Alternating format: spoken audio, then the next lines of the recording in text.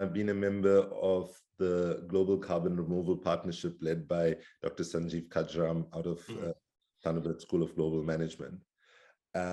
And my interest in this is to make sure that the Global South is not marginalized, and that we try to flip it around in that way. But as you well know, right, Mark, that's like a Herculean task, right? And we shouldn't, you know, like state it as if it's something that will happen, even if there was political will. Even with political will, it's hard to make happen. So I think the challenge we have is that far too much of the capacity, intellectually, research-wise, investment-wise, the numbers of people engaged in the conversation on carbon dioxide removal and so on, are substantially in the global north, right?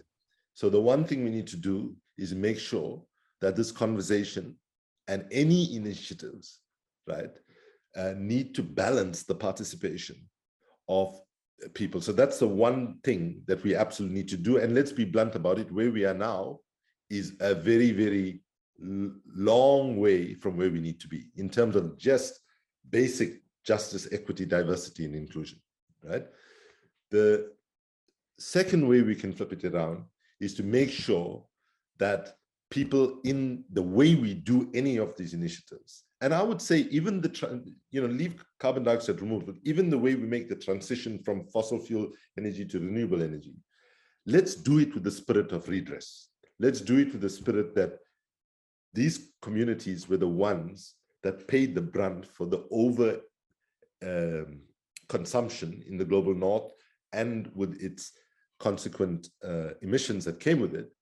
Let's recognize they've already paid a whole range of different costs in terms of extreme weather events, all of which are going to increase as we move forward year on year.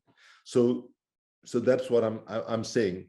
If any technologies are developed, these technologies should be made available either pro bono or on a substantially reduced basis.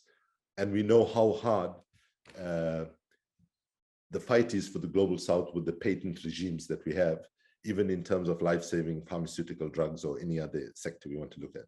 The last thing I would say is, in terms of flipping it around, it is also about